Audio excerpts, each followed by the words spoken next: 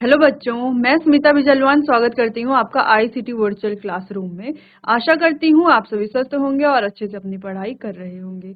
बच्चों, आज हम पढ़ने जा रहे हैं क्लास 7 की साइंस और क्लास 7 साइंस में हमारा चैप्टर चल रहा था एसिड बेस एंड सॉल्ट, यानी कि अम्ल, क्षार और लवण। तो इसी चैप्टर को आगे हम कंटिन्यू करेंगे और जो भी टॉपिक्स हमने अपने प्रीवियस लेक्चर में पढ़ लिए हैं उन्हें एक बार रिवाइज कर लेंगे। चलिए बच्चों, तो बढ़ते हैं स्मार्ट बोर्ड की तरफ।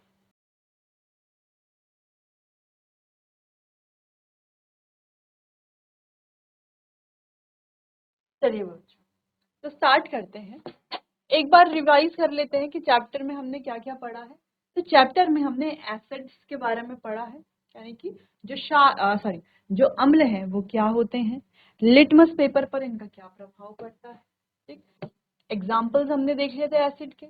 फिर हमने बेस के बारे में देखा कि क्षार यानी कि बेस क्या होते हैं, बेस कहाँ पाए जाते हैं, इनके क्या क्या गुण होते हैं, लिटमस पेपर पर इनका क्या प्रभाव पड़ता है। ठीक, फिर कुछ एग्जाम्पल्स भी हमने देख लिए थे। फिर बात की थी हमने उदासीन पदार्थ की, यानी कि न्यूट्रल सब्सटेंस क्या होते हैं, सॉल्ट भी, यानी कि जो नमक है, लवण है, वो भी एक उदासीन पदार्थ ही है। ठीक, आगे नेक्स्ट हमने बात की थी इंडिकेटर्स की, कि सूचक या संकेतक जिसे कहते हैं, ये क्या करते हैं, सूचना देते हैं। कैसे देते हैं, कैसे हमें ये बताते हैं किसी भी पदार्थ के बारे में कि ये पदार्थ जो है इसके क्या नेचर है, क्या प्रकृति है। तो ये भी हमने पढ़ लिया। इंडिकेटर्स में बच्चों हमने कुछ नेचुरल इंडिकेटर्स पढ़े थे और कुछ सिंथेटिक इंडिकेटर्स पढ़े थे। और इन इंडिकेटर्स के बारे में हमने पढ़ा था कि ये एसिड पर, बेस पर और न्यूट्रल सॉल्यूशंस पर क्या इफेक्ट डालते हैं, कैसे हमें पता चलता है कि कौन सा एसिडिक है, कौन सा बेसिक है और कौन सा न्यूट्रल है, और कैसे जो है ये कलर चेंज करते हैं, एसिड में कौन सा कलर देते हैं, बेस में कौन सा कलर, और न्यूट्रल में क्या कोई कलर चेंज होता है या कलर सेम रहता है। तो ये सभी हमने इन इंडिकेटर्स में पढ़ा, जो कि litmus, turmeric, China rose, phenolphthalein indicator है। ठीक है, चलिए, तो लिटमस की बात की थी। लिटमस का हमने देख लिया था कि एसिड, बेस और न्यूट्रल सब्सटेंसेस पर कि नेचर को बताने के लिए ये क्या करता है, क्या कलर चेंज इसमें होता है, क्या कलर चेंज नहीं होता है।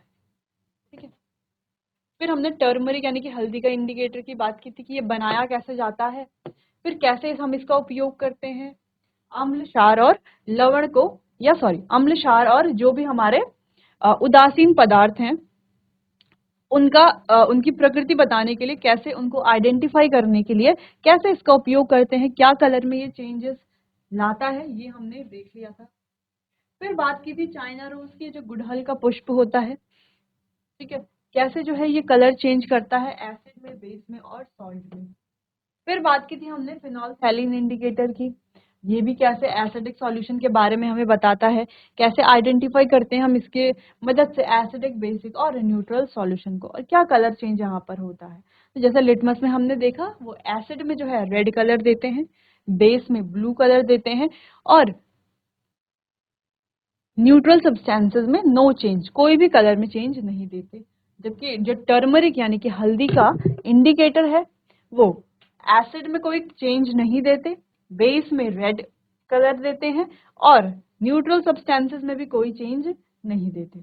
ठीक है, बात की थी चाइना रोज की, तो ये एसिड में मजेंटा कलर देते हैं, बेसिक सॉल्यूशन में ग्रीन कलर दिखाते हैं और न्यूट्रल सॉल्यूशन में कोई भी कलर नहीं दिखाते, जो इनका अपना कलर होता है वही शो करते हैं, है ना। ठीक, फिनोल्फथैलीन इंडिकेटर की बात की थी, ये एसिड में कलरलेस हो जाते हैं, बेस में रेड हो जाते हैं और न्यूट्रल में कोई भी कलर, ये यहाँ पर कोई भी कलर में चेंज नहीं आता। ठीक, जो ओरिजिनल कलर है वही रहता है। ठीक,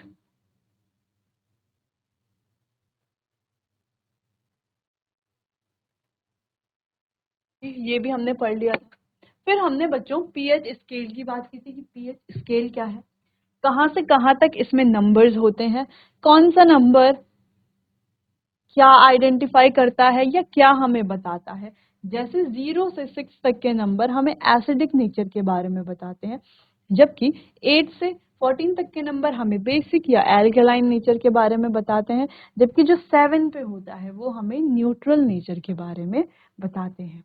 ठीक, यानी कि उदासीन प्रकृति के बारे में बताते हैं।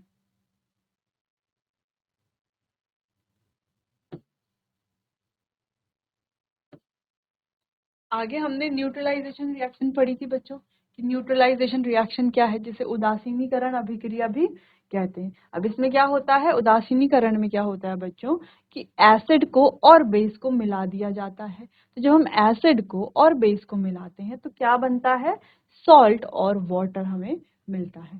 ठीक है, तो जब भी हम किसी अम्ल को क्षार में मिला देते हैं तो हमें मिलता है जल और लवण। ठीक, चलिए, तो ये हमारी प्रोसेस है, इसको हम याद भी कर सकते हैं। ठीक है, ये हमें याद भी करना पड़ेगा। ठीक, चलिए, न्यूट्रलाइजेशन रिएक्शन के बारे में तो बात कर ली। फिर बच्चों न्यूट्रलाइजेशन रिएक्शन के कुछ एग्जाम्पल हमने देख लिए थे, कैसे पीएच स्केल से। पीएच स्केल क्या होता है ये भी हमने देख लिया था। चलिए, अब बात करते हैं एक इम्पॉर्टेंट टॉपिक के बारे में, जो कि है अम्ल वर्षा या एसिड रेन जिसे हम कहते हैं। अब ये एसिड रेन क्या है,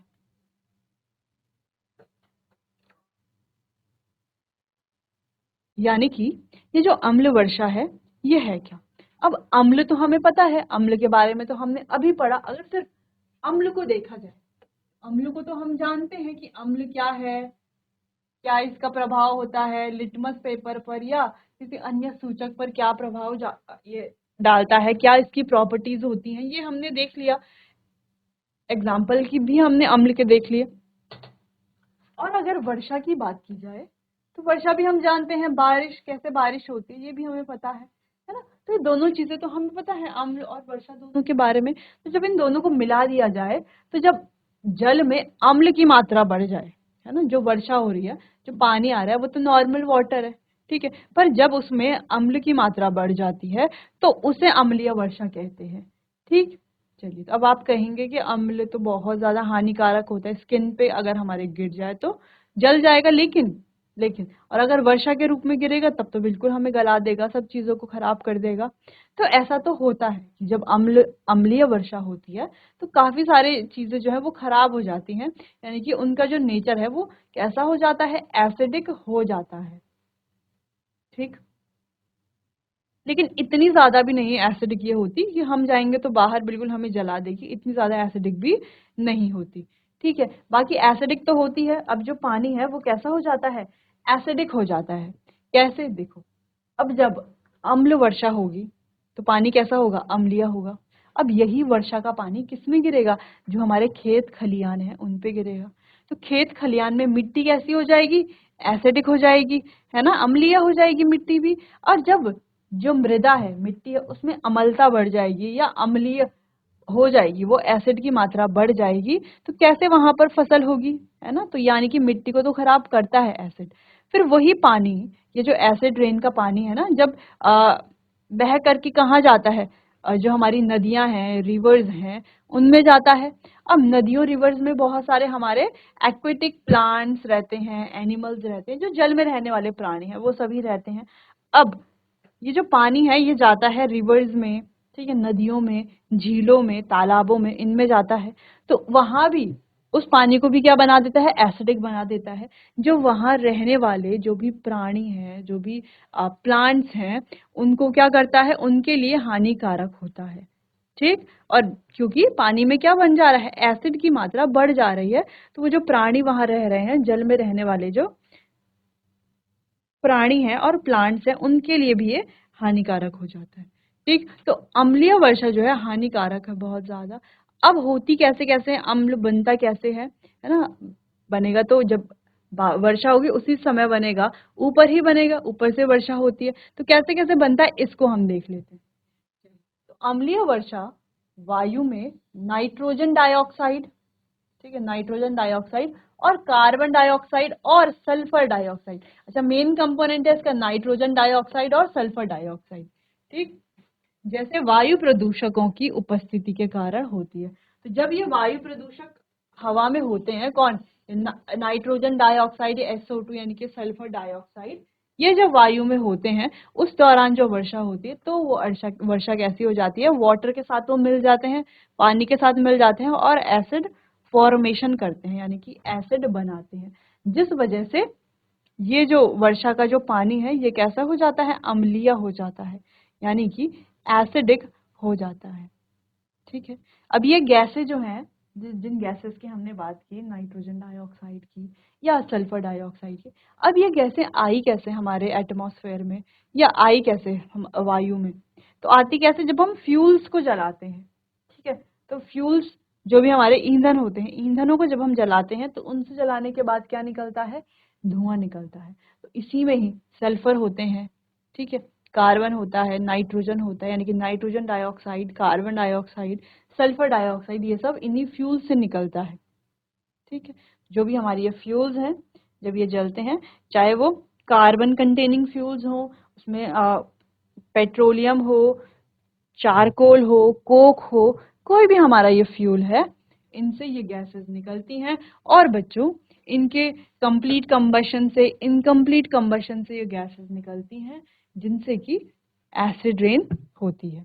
ठीक है, चलिए अगला, ये प्रदूषक वर्षा जल के साथ मिलकर क्रमशः नाइट्रिक एसिड, सल्फ्यूरिक एसिड और कार्बोनिक एसिड बनाते हैं। Nitrogen nitric acid, sulphur sulphuric acid और कार्बन कार्बोनिक एसिड ये बनते हैं। ठीक है, तो ये पानी के साथ, जैसे कि हमने बात की, जो गैसेस हैं, ठीक है, ये गैसेस ऊपर वायु में जाती हैं। ठीक, वहां जो वर्षा का पानी है, तो पानी के साथ क्या करती हैं, रिएक्ट करती हैं और क्या बनाती हैं, एसिड बनाती हैं। कौन कौन सी एसिड यहाँ पर बन रही है, नाइट्रिक एसिड, सल्फ्यूरिक एसिड और कार्बोनिक एसिड जैसे एसिड बनते हैं। अम्लीय वर्षा उस क्षेत्र की वनस्पति, पशु जीवन और यहाँ तक कि इमारतों को भी गंभीर रूप से प्रभावित करती है, जहाँ ये गिरती है। ठीक, मतलब जहाँ भी ये गिरेगी, वहाँ की जो वनस्पति है, पशु जीवन है और इमारतें हैं, उनको भी खराब कर देगी। अभी बीच में आप ताजमहल तो आप सभी जानते हैं, ठीक है, तो ताजमहल जिस एरिया में है, वहाँ आसपास बहुत सारी फैक्ट्रीज हैं। अब ये जो बहुत सारी फैक्ट्रीज हैं, ये हवा में nitrogen dioxide, carbon dioxide, sulphur dioxide gases release करते हैं। बिल्कुल रिलीज करेंगे, वो गैसेस वहां से प्रोड्यूस होती हैं, वो उन्हें वहां रिलीज भी करेंगे। ठीक है, अब ये जो गैसेस जब ऊपर चली जाती हैं, ठीक है, तो जब बारिश का पानी होता है, जब बारिश होती है, तो उस पानी के साथ मिल जाती हैं और उस पानी के साथ मिल करके एसिड बनाती हैं। ठीक है, कौन कौन सी, नाइट्रिक, सल्फ्यूरिक, कार्बनिक एसिड बनाती हैं। वही एसिडिक वाटर, यानी कि वो जो अम्लीय जल है, वो जब ये ताजमहल के ऊपर गिरता है या इसके आसपास के एरियाज में गिरता है, तो क्या कर रहा है, धीरे धीरे ताजमहल का जो पत्थर है ना, वो खराब हो रहा है। हम जानते हैं ताजमहल किससे बना है, संगमरमर यानी कि मार्बल के पत्थर से बना हुआ है। तो धीरे धीरे वो भी खराब हो रहा है इस एसिड रेन की वजह से। ठीक, अब ये एसिड रेन कहाँ से आ रही है, ये हमने डिस्कस कर लिया है। जो फैक्ट्रीज हैं, वहां से ये गैसेस आती हैं, ये गैसेस रिलीज होती हैं हमारे वायु में और एटमॉस्फेयर में। फिर एटमॉस्फेयर में ऊपर जा करके ये जो है वर्षा के जल के साथ मिलती हैं, रिएक्ट करके एसिड बनाती हैं। फिर एसिड बना के जो पानी है, जब वापस धरती पर आता है, तो ये जो जिस एरिया में भी एसिड रेन हो रही है, उस एरिया में जो भी वनस्पति है, जो भी प्लांट्स हैं, एनिमल्स हैं, ठीक, और जो भी एक्वेटिक एरिया है, यानी कि कोई तालाब है, नदी है और कोई इमारतें हैं, इमारतों को भी ये नष्ट कर देती है। ठीक, चलिए, तो ये बात थी अम्ल वर्षा के बारे में। हमने सारे पॉइंट्स लगभग देख लिए हैं अम्ल वर्षा से रिलेटेड। अब आप इनको नोट कर लीजिए।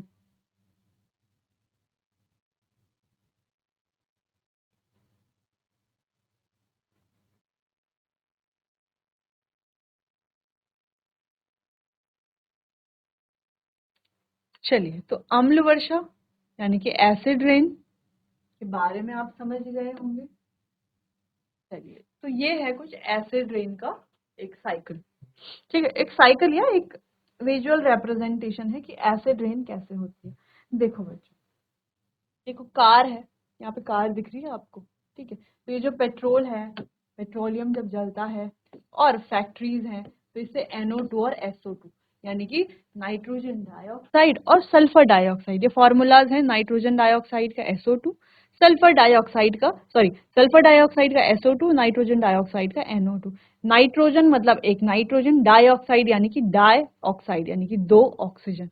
वैसे ही सल्फर डाइऑक्साइड एक सल्फर, डाइऑक्साइड यानी कि दो ऑक्सीजन। आप इस तरीके से याद कर सकते हैं, या याद कर सकते हैं normally SO2, NO2, CO2 carbon dioxide भी। तो ये गैसेस निकलती हैं, ठीक है। तो ये गैसेस कहाँ से निकल रही है? पॉल्यूशन से। देखो कार्स जो हैं जब चलती हैं तो उनसे भी पॉल्यूशन होता है, फैक्ट्रीज हैं, फैक्ट्री से भी हमारे बहुत सारी हार्मफुल गैसेस निकलती हैं। अब ये गैसेस जो है जाती है इन्वायरमेंट में ऊपर, ठीक है। जो हमारा ये सराउंडिंग जो हमारा ये एटमॉस्फेयर है वहां जाती हैं। अब वहां ये मिल जाती हैं वाटर के साथ और बनाती हैं सल्फ्यूरिक एसिड, नाइट्रिक एसिड।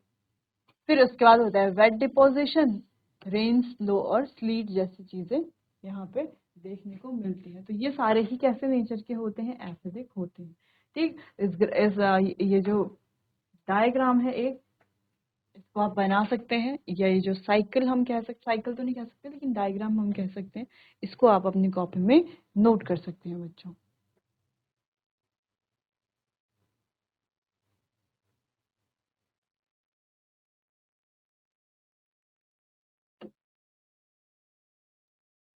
चलिए, अच्छा एक और इम्पोर्टेंट पॉइंट कि जो अम्ल है इनको कभी भी धातु के बर्तन में नहीं रखा जाता, ठीक है। क्यों नहीं रखा जाता धातु के बर्तन में अम्ल को? क्यों नहीं रखा जाता?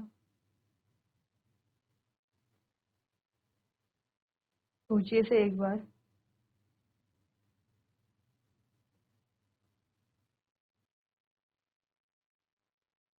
चलिए, तो कभी भी अम्ल को धातु के बर्तन में नहीं रखा जाता। क्यों? क्योंकि अम्ल और धातु मिलकर के क्या करते हैं? रिएक्ट करते हैं और क्या बनाते हैं? हाइड्रोजन गैस यहाँ से बनाते हैं और सॉल्ट फॉर्मेशन करते हैं, ठीक। जैसे हम किसी भी किसी भी मेटल को ले लें, जैसे कोई मेटल है जिंक, जिंक एक मेटल है हम जानते हैं। अगर ये HCl के साथ मिल जाए क्या बनेगा? H2 प्लस ZnCl2, है ना, हाइड्रोजन गैस।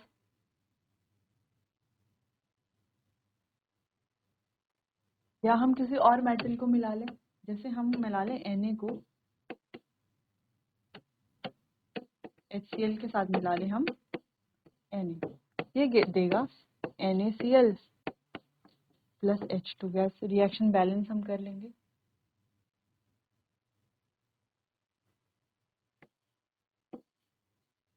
रिएक्शन बैलेंस है, ठीक। रिएक्शन क्या है, रिएक्शन बैलेंस कैसे करनी है, इसको हम बाद में सीखेंगे हायर क्लासेस में। या हम ये समझ सकते हैं बैलेंस करना का मतलब, जैसे देखो इधर दो हाइड्रोजन है तो अब इधर भी दो हाइड्रोजन हो गई। अब इधर दो क्लोरीन है ना, Cl के आगे भी तो दो है, दो क्लोरीन है तो इधर भी दो क्लोरीन हो गई। इधर दो Na है तो इधर भी दो Na हो गया, ठीक है। तो सोडियम मेटल के साथ जब हमने HCl का रिएक्शन कराया तो क्या बना? सोडियम क्लोराइड और H2, ठीक।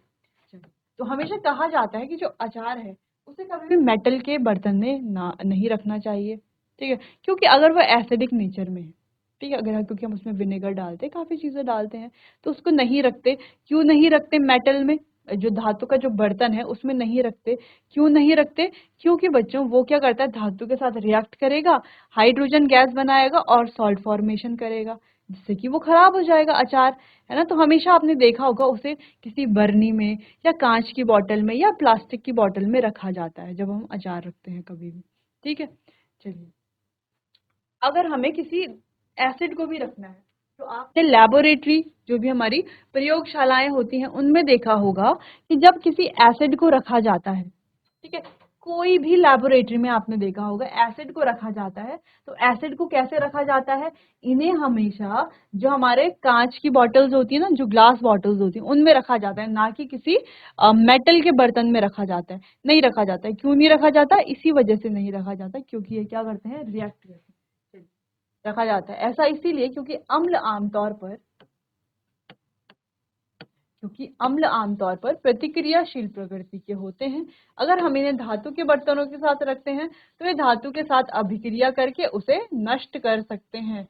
दूसरी ओर कांच अम्लों के साथ बिल्कुल भी अभिक्रिया नहीं करता, ठीक है। चलिए, नोट कर लीजिए इसे।